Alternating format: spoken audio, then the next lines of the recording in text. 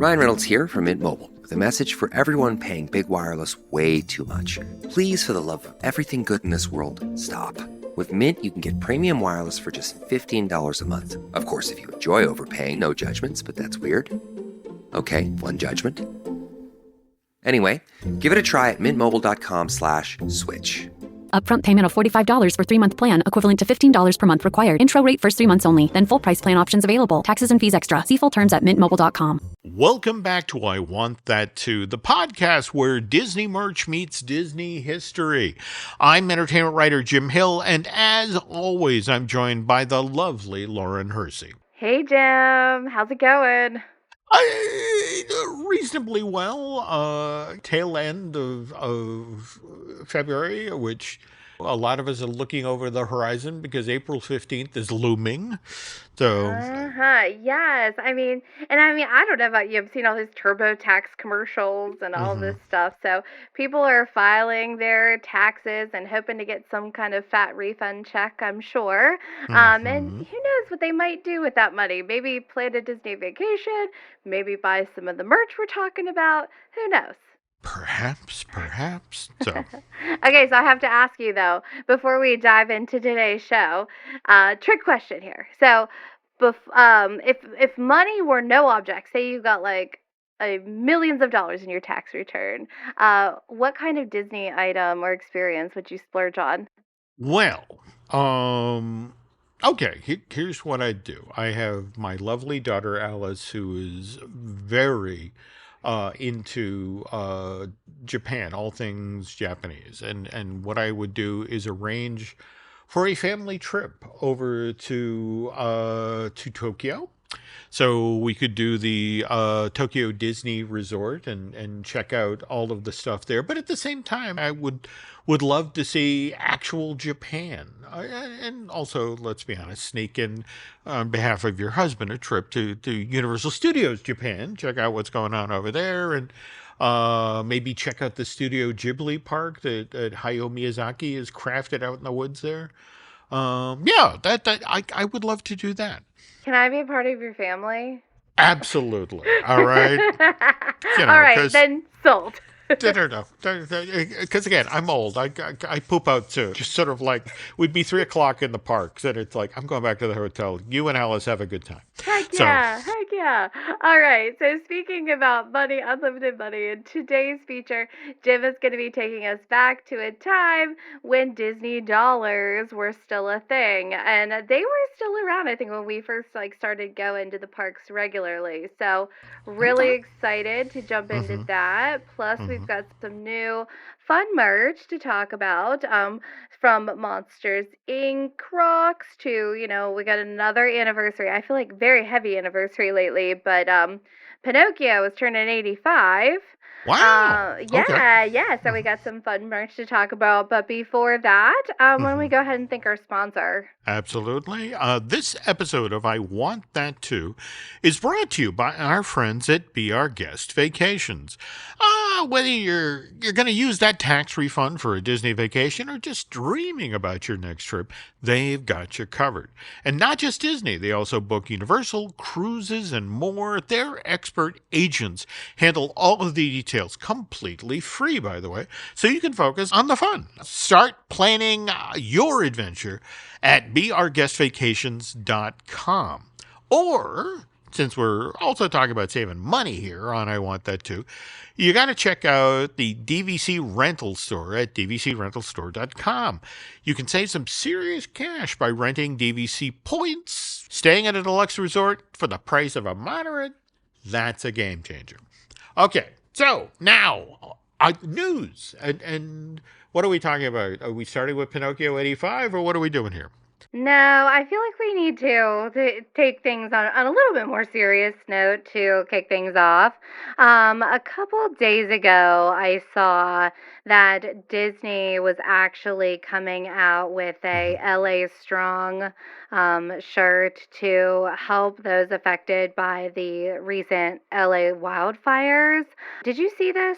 No, but I love these. Thank you for sharing the image. That's a That's a classic Mickey and a really strong, clean graphic. Yeah, so I actually bought one. Yes, Hmm. was it yesterday, day before yesterday? I just couldn't. It's so sad, and I'm like, if I could do like a little part, Oh, and sure, show sure, the sure, sure, sure. support, go to the parks because they're going to be selling these shirts all the way through the end of 2025. Hmm. So, $25 from each shirt goes directly to the American Red Cross, Hmm. and they are doing like just a $5 flat shipping to get your shirt.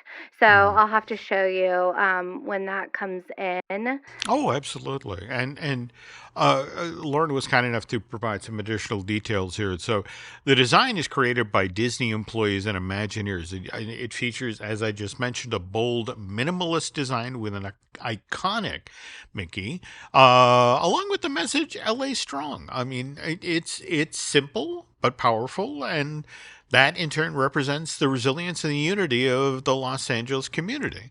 And beyond these T-shirt sales, Disney has also pledged 15 million in immediate response efforts and rebuilding initiatives in areas impacted by the wildfires. It's part of a broader commitment by the company in supporting local communities in this time of crisis. Yeah, and I mean, I feel like we just had to get those details right. Sure. But if you want to get a shirt, I just got mine on the Disney store online. Like I said, it was ended up being $30, so they're keeping $5. The rest of it goes to the Red Cross, $5 Hmm. shipping. And I do think I read that they were at Disney parks too. So a great way to just support a really good cause. So that was our serious news for today, Okay. folks. Okay. But moving on to something that is a little more fun and wild. So I got a text from our producer Dave a couple of Hmm. days ago, and he was showing me. He was just sending me, I think, without any context. Hmm. Crocs was teasing that they were coming out with a Monsters Inc. line. And Hmm. by the end of the text, I finally was grasping what was going on here. So I'm wondering if Crocs and Disney are just like starting to really rev up the merch engine with the Monsters Inc. land that's coming to Hollywood studios. Oh, yeah. I'm sorry. I get it. Don't get me wrong. I love Monsters Inc., especially the first film in the franchise. Though it's kind of ironic. I remember when it came out, and the people at Henson were kind of grousing. That's the best Muppet movie we never made. The whole notion was, that's a bunch of nice looking Muppety characters you got over there. But anyway, so for me, it's a little tough to look at these and realize, yeah, we're in Tiki Clock country, right? Our beloved Yeah. Muppet Vision 3D June 7th, I want to say, is closing. Yeah, in June. It's sad. And I'm like, is this Disney's way of like diverting our attention? It's like Muppets Who? Here's this big, giant, fuzzy shoe. Like, I mean, yeah, we gotta talk about these shoes. I mean, don't get me wrong, they look nice. On the other hand, I look at the fuzzy Sully Crocs with the bright blue and purple combo, and uh, lovely for at home. I don't know about wearing them at a theme park. I'm just picturing you wearing them. Mm. They're really fun. And I'm just like, if you would wear those in a theme park, just say for funsies, they Hmm. would be black by the end Oh of the yeah. day, like wearing them one time with all that fur. Hmm. But they're very interesting. Maybe nice slippers. And then also there are the Mike Wazowski Crocs. I mean, what you think they are? Neon green, got the big old eyeball right in the middle. Yeah. Yeah. I don't know, for people that are, excited about Monsters Inc. And then they have some gibbets too. Mike, Solly, Boo, the other, cast of characters. I have to ask, do you do the gibbets thing on Crocs? Because I lose things. Just the whole notion of here, put this in my shoe and I walk around and where did the thing go? I lost my gibbet. Just it seems to me not a decorative thing, but kind of a stress point. Do you do these? Yeah, no, I do not. Okay. My kids, however, do. And Mm-hmm. so I always, when I get them, I typically just buy their Crocs, like crocs.com. Mm-hmm. And all of them love their Crocs. But I do get them some fun gibbets, and they actually have some good staying power. Surprisingly, I just can't imagine. Like, can you feel it like pressed up against your foot, like if you're wearing in a shoe? Yeah, yeah. But again, I constantly have to remind myself I'm a crabby old man. So I go through life looking for things to complain about. Gibbets. I got gibbets in my shoes. So And I careful. do have to say, if Hmm. if you have never bought Crocs at the Disney parks, I Hmm. think that they're about 1,000 times more comfortable than the ones you get at the Crocs store. Oh, okay. So now I need blue fuzzy shoes. Jeez. Okay. Yeah, Okay. so that is it from Crocs. If you want to check those out, crocs.com. They have some like fun interactive doors whenever you go onto the site. So something else that's Hmm. coming up, we got a Hmm. we got a pin trading anniversary, right? Yeah, I'm having trouble working the math on this. But again, Me too, pins. Jim. Okay, pins have always been sold at the Disney parks, but the modern brand of pin trading that began in earnest at Epcot as part of the Millennium Celebration that began in October of '99. For next year, it expands to Walt Disney World and the Disneyland Resort. So we're celebrating the 25th anniversary, but it started in '99. Right? The math's not mathing. The math's not mathing, but okay. Yeah, so even though I mean like I don't know if there were pins before that, who knows, Hmm. whatever, but it's an anniversary. And Hmm. we know that, folks that trade pins, super passionate group. So Oh yeah. yeah, like my little one is included. Like when Hmm. I thought it would be cute to like get him started, Hmm. doing the pin trading. I thought like it'll help him get out of his shell a little bit, talk to more people, and a small fortune later, here we are. We are pin traders. Okay. Remind me. I have some extra pins here at the house. I would be happy to send to Miles so he has stuff that he can trade the next time he's in the parks. And he doesn't really realize that it's a Disney thing either. Like we went Hmm. to Universal and he's like, "Where are all their pins?" Like, and we went to Beetlejuice, like the Broadway show, and he's like, "I have to get a pin." Like, so he thinks that pin trading is universal anywhere out in the world. He's 7, so he loves his pins. Well, I love that he's that sort of open-hearted. So okay, Yes, no, no, no. yes. Okay. But for our friends who are into pin trading, Hmm. so there is, I think just recently, I think over the last week, we Hmm. got some merch for the anniversary. Oh, okay. So first pin trading shirt I ever saw. It's gray. It has its own logo with Mickey and his lanyard, and on the back in big yellow Hmm. letters it says Trader. There we go. Hmm. I don't know if that's a good, like, if people don't see the front of the shirt, what are they going to think about you? If I they just see the back. wow. Okay. Advertising you're a trader. Okay. And if you're spelling impaired, the traitor. Right? Okay. Yeah, All trader, right. trader. Yeah. Anyway, Okay.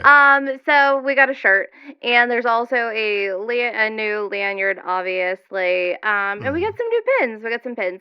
So there's one that is like the general logo, Hmm. with the full body Mickey Mouse with the 25th anniversary, because I feel like you have to have a pin like that. Yeah. Um, Hmm. did you Hmm. look at the other ones, Jim? What do you think about the other cast of characters for the? I think there's strong representation. And again, face it, when you live in that space, when you're a pin trader, it's like the cocktail peanuts. You can't just have one. You gotta have the whole line up. Like what? I Yeah. mean, like so the other line that's Hmm. associated with the 25th anniversary, they're like dressed up like the Dapper Dans. Yep. Uh, Yep. like what do you have any idea like what the significance of that is? They're just all dapper. Mickey, Minnie, Donald, Goofy, Chip and Dale, Stitch, the whole crew. I again, the notion is Did you get all 6? Oh, you only got 5. Oh, I guess you got to keep looking or trade.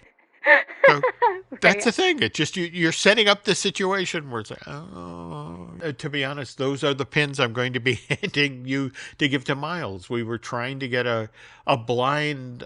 They do that blind bag, Oh, yeah. and they had a set of pins called Reflections.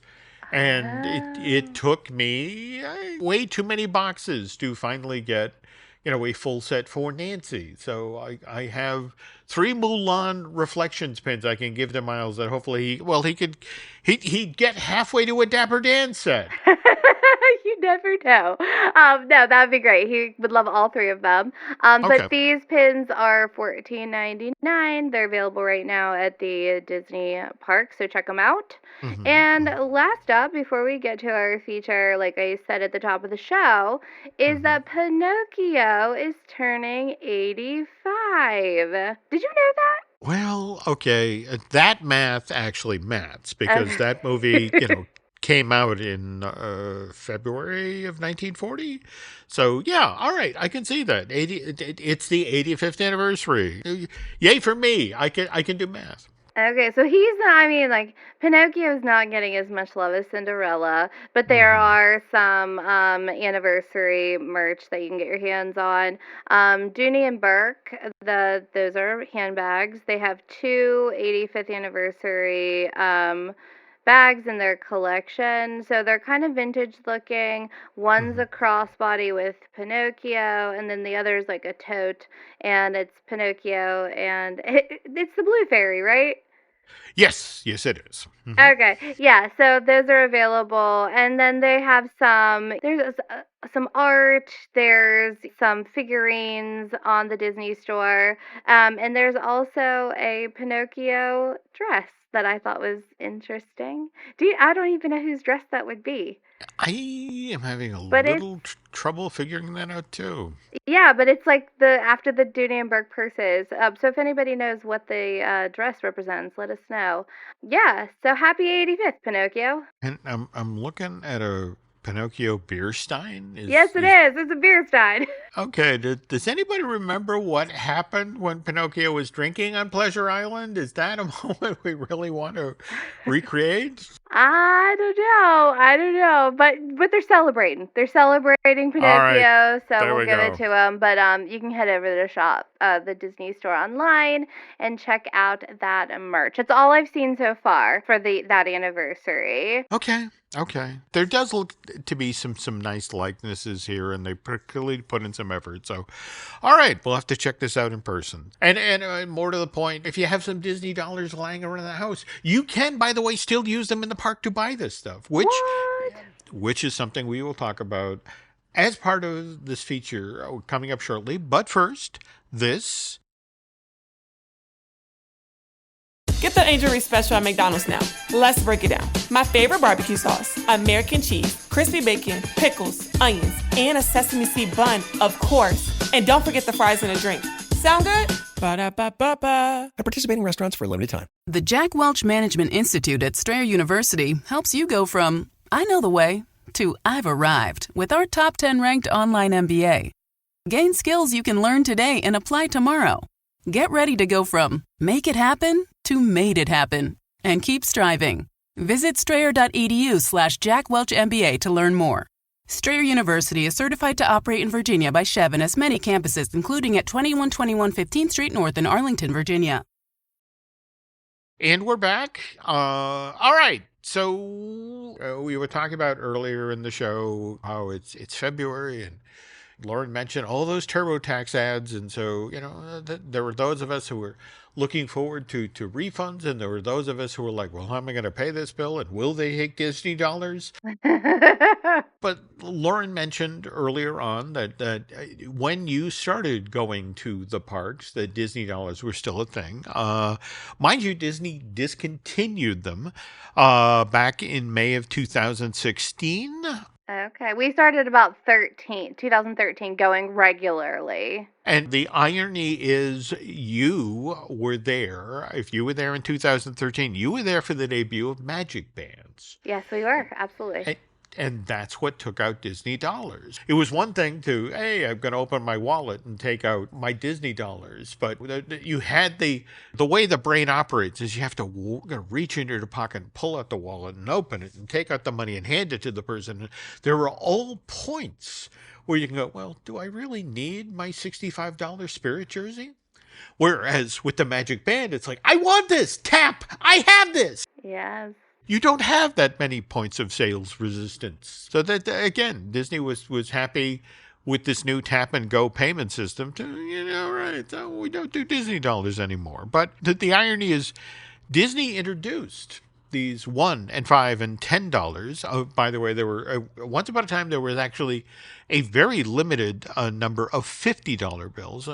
We'll talk about those Disney dollars later on in today's shows, but Disney only went into this sort of collectible cash thing because they were noticing that people were doing something very interesting and unusual with the stock certificates or war bonds that they bought from the Disney company. Okay. All right, but so first we have to talk about the Disney stock program, which, by the way, we were just talking about 1940 when Pinocchio first came out. And in fact, it's kind of ironic that Disney actually had to issue stock because when Pinocchio first came out, didn't make money.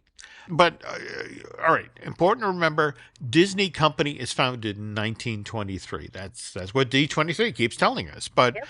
But the reason that Disney doesn't issue stock till 1940 is, I'm just being honest here, Lauren, it didn't need the money till then. War had broken out in Europe in the fall of 1938, which meant that Disney could no longer count on the ticket revenue that its feature films and shorts used to regularly generate from that part of the world.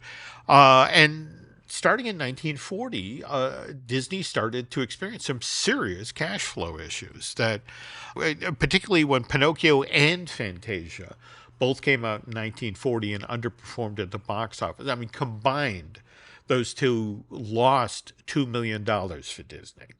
So, which that's was a lot big. Back then. That was a lot. And especially the irony here is Walt went inside of 2 years from having Snow White make so much money in early 1938 that the company, largely for tax purposes, suddenly has to find places to invest this cash. So that's why they build a brand new state-of-the-art animation studio in Burbank. To now it's the late summer, early fall of 40. And this is when Walt and Roy are like, are we going to be able to make payroll next month? Now, where this gets interesting is that people still love what Disney Studios is producing, and they believe that the future looks bright for Walt and Roy. So when blocks of Disney stock become available over the counter in 1940, institutional investors quickly snatch them up. But then December of 41, Pearl Harbor happens. America is officially pulled into World War II, and things get kind of dark and grim. Or even darker and grimmer at Disney financially for the next 4 years. And look, Disney does what it can to help out with the war effort. We've all heard these stories before. They do training films for the Army Air Corps, things like that. But another way that Disney helps is that it creates for the U.S. Treasury Department a treasury bond that the War Finance Committee can sell to the general public. And by the way, Lauren, you can look at this thing online. It's really handsome. These U.S. Treasury bonds. Across the very top of the certificate, they have all 7 of the 7 dwarfs. And then down the side, you have Mickey, Goofy, and Pluto. You got Pinocchio. Hey, Pinocchio again with his cat friend Figaro. You got Bambi, Faline. That's his girlfriend from the movie. And Thumper the Rabbit. You also get Donald Duck and his 3 nephews, Huey, Dewey, and Louie, plus Jose Carioca from Saludos Amigos. You get Baby Weems from Disney's Reluctant Dragon movie, and oddly enough, just one of the 3 pigs. You get Pfeiffer Pig. I don't know what happened to Fiddler or Practical Pig. I'm hoping there wasn't a bacon-related incident. But anyway, Disney produces this handsome-looking treasury bond with all of its characters on it. The War Financial Committee makes this available to the general public purchased, and then the war ends. And this is normally when people cash in their bonds. Okay, but someone from the Treasury Department reaches out to Walt and says, "You want to hear a funny story? We sold a ton of those Disney character treasury bonds that you made back in the day. But we're noticing that a fourth of the people who bought those things haven't cashed them in yet. In fact, what we're finding out is a lot of those people took them home, put them in frames, and hung them up in their kid's bedroom. Because they look at it and they don't think it's a bond. They think it's a piece of character art." And Walt is like, people don't like to cash in bonds that have Disney characters on them. That's an interesting piece of info. So Walt turns to his brother Roy and says, "I want to redesign the stock certificate for Walt Disney Productions." And Roy's like, "They're already designed and printed. That sounds like a real waste of money." And then Walt turns to his brother and says, "Well, let me tell you what this official from the U.S. Treasury Department said about the old war bonds." And Roy says, "Let's give it a shot." So Walt Disney Production creates a brand new stock certificate, one that features Walt's image as well as a handful of Disney characters. And Lauren, this initially becomes available for purchase in November of 1957. This is when Goldman Sachs launches a Disney IPO. Shares become available for the first time to members of the general public, folks who were dabbling in the stock market. And Disney shares, and their first official day is a listing on the New York Stock Exchange with a share price of $13.88, which, given that they were put on sale for $10, that's nice for the first day. But again, these stock certificates, just like those treasury bonds back from World War II, they have the Disney characters on them. And individual investors, again, the ones who are dabbling in the market, not the institutional investors, they buy their Disney shares and then just hang on to them. With the people doing what they did back in the 40s, they frame them and put them up in their kid's bedroom. And Lauren, we are talking about thousands upon thousands of individual shares here. None of them being put in play by institutional investors. None of this is being rapidly traded back and forth and actually impacting the price of Disney stock, making it go up suddenly or fall if, for example, Disney puts a bad movie out. So it's like these shares are effectively off the market. That's so crazy. And people don't think of those investments. They're decorations. And other companies that are on the New York Stock Exchange, they look at this and think, oh, God damn, I envy Disney. They have these investors that are literally rock solid, who wouldn't dump a Disney, wouldn't dump shares if a film performed poorly, in theaters. That because the share's not in a safe deposit box. It's up on the wall in their suburban track home.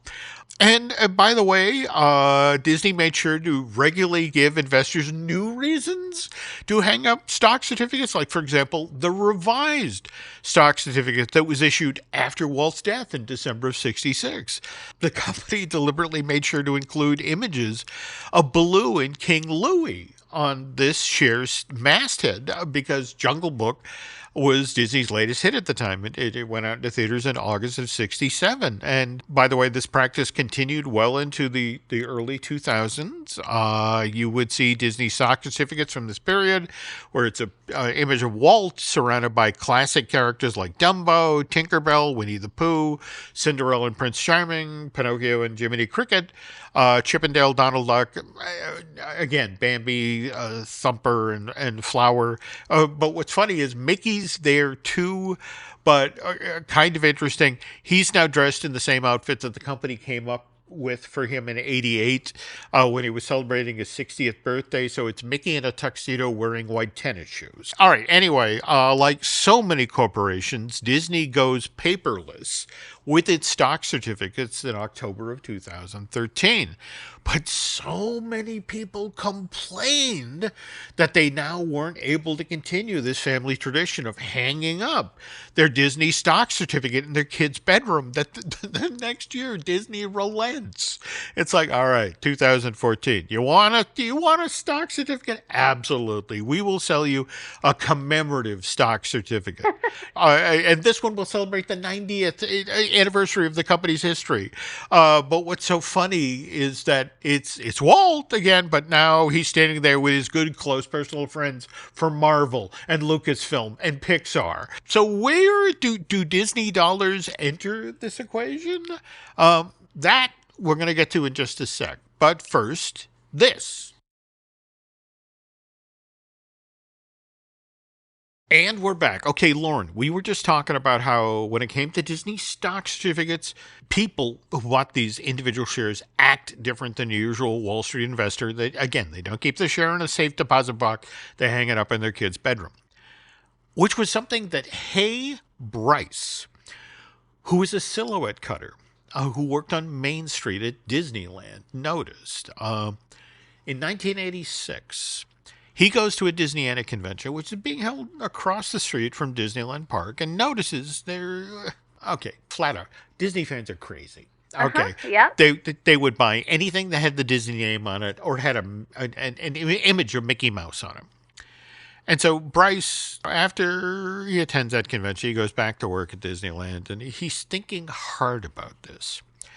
And he's wondering, is there a way to maybe shorten the distance between people opening their wallet and pulling out cash to buy a Disney-related item? Like maybe something that combines those two ideas, Disney and dollars.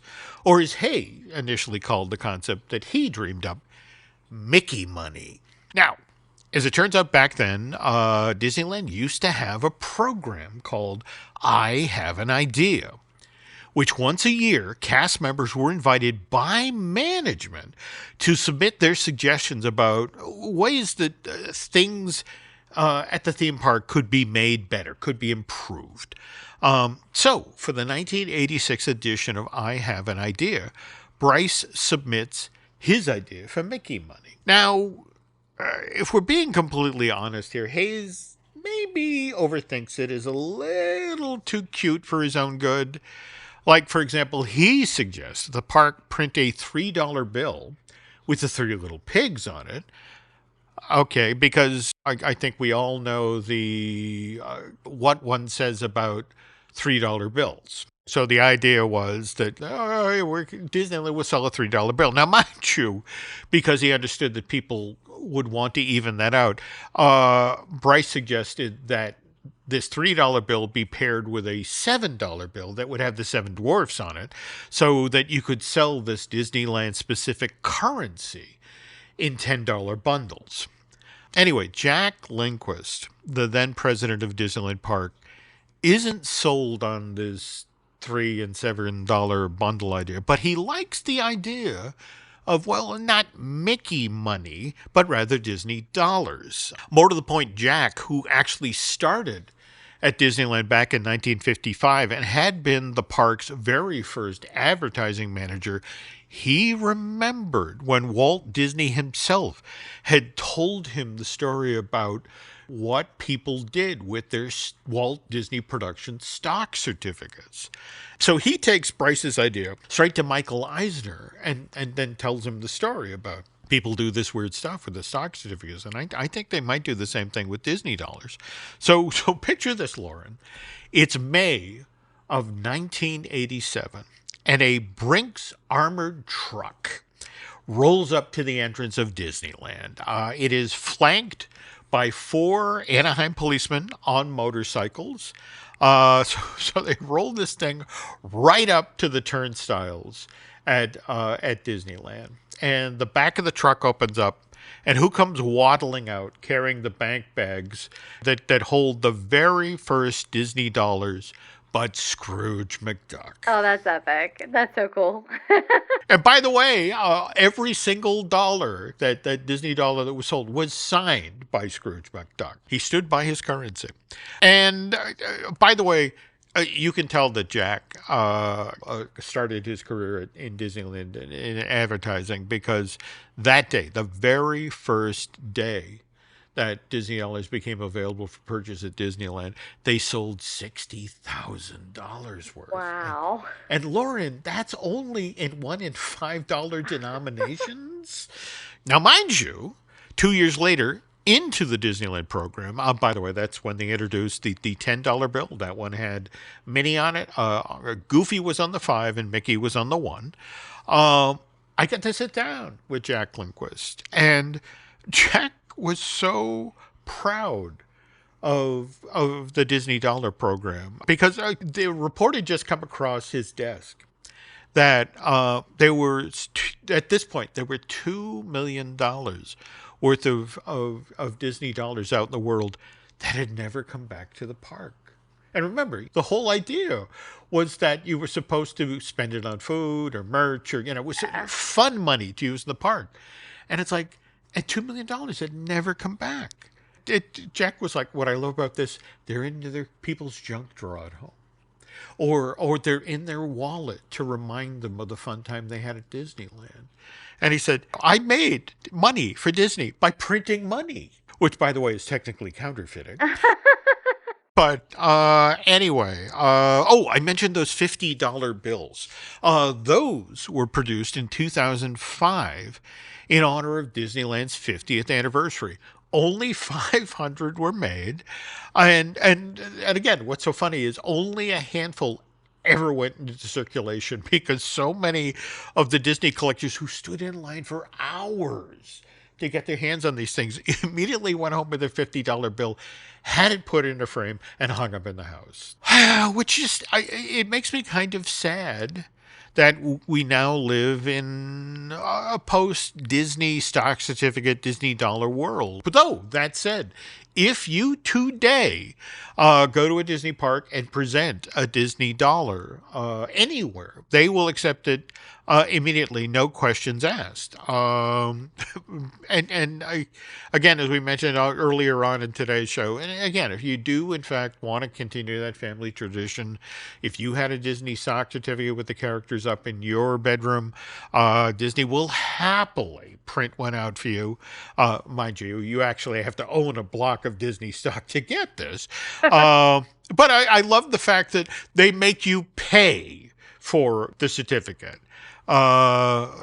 Just to bring this full circle, I wonder if you can pay for that with Disney dollars. Who knows? But listen, I mean, like, this is the most genius idea ever. Like, that they had $2 million never returned. Oh, and that was just in '89. Oh my gosh. Like, and you have to understand that Disney would periodically change it up. So, for example, in 2007, when Pirates of the Caribbean at World's End came out, that summer they released 1, 5, and 10 of the Disney dollars, but they were Pirates of the Caribbean themed. And then I want to say when Princess and the Frog came out, they did a Disney Princess set of Disney dollars, a 1, 5, and a 10, but it was Ariel, Aurora, and I want to say Belle. But see, this is the thing, kind of like poor Miles. Once you started collecting Disney dollars, it's like, oh, well, the new ones are out. So I got to go buy the one that you were paying $16 every year to get the new set of Disney dollars that you were never going to spend. I mean, honestly, like, it would not surprise me if they'd bring something like that back. Like, why not? It's literally like printing money. Well, it's so interesting you say that because we're now in this very weird space where, I mean, face it, so many people now when they go to the Disney parks, rather than the magic bands, everything's on their phones. Yeah. And magic bands are kind of, I think, phasing out a little bit. Like, you don't really need it. And they don't use them really at Disneyland. That's it exactly. So there's a number of folks at the company who are pointing to this and going, well, we basically discontinued Disney dollars because of the rise of the magic bands. And if we're not doing this again, I mean, if 25 years in, we're still doing pin trading, who knows? Could we see Disney dollars come back for some significant anniversary? at the parks. I mean, we've got the 70th this year at Disneyland. They didn't do it for that, but let's see what happens, Lauren. Let's see what happens. No, I mean, like, this is fascinating, and I always wondered what happened to them because I remember that was the part of like the sales pitch when It we was. were signing on the dotted line, and that was a Mm-hmm. big trip for us. I mean, I think in 2013 maybe it was $5,000 or $6,000 because we thought Mm-hmm. like once in a lifetime, you know, Mm-hmm. we're like we got to get all this stuff. Uh-huh. So fascinating. Thank you for shining a light on that. No. Glad to do it. Glad to do it. Another great story. But on that note, I think that it is time we close up shop for today. So if you want to stay up to date with all the things happening across the Jim Home Media Podcast Network, just make sure you're following along Facebook, Instagram, X, and there is a lot happening. We're posting the updates all the time from all the shows, so you do that, you won't miss anything. And while you're there, just make sure you're like leaving us a review. It really helps support the show, the channel, and it means a lot to us. And if you're looking for even more insider Disney content, check out our Patreon community. There's a lot of stuff happening over there, like Disney Unpacked, which is the video series that I'm doing with Len Testa and veteran Imagineer Jim Schul. And if you have any questions or suggestions for future episodes, we would love to hear from you. Feel free to reach out through social media or email us. I can be reached at jim@jimhillmedia.com, and Lauren can be reached at lauren@laurenhersey.com. All right, that does it for today's show. Thanks for listening, and we'll see you next time on I Want That Too.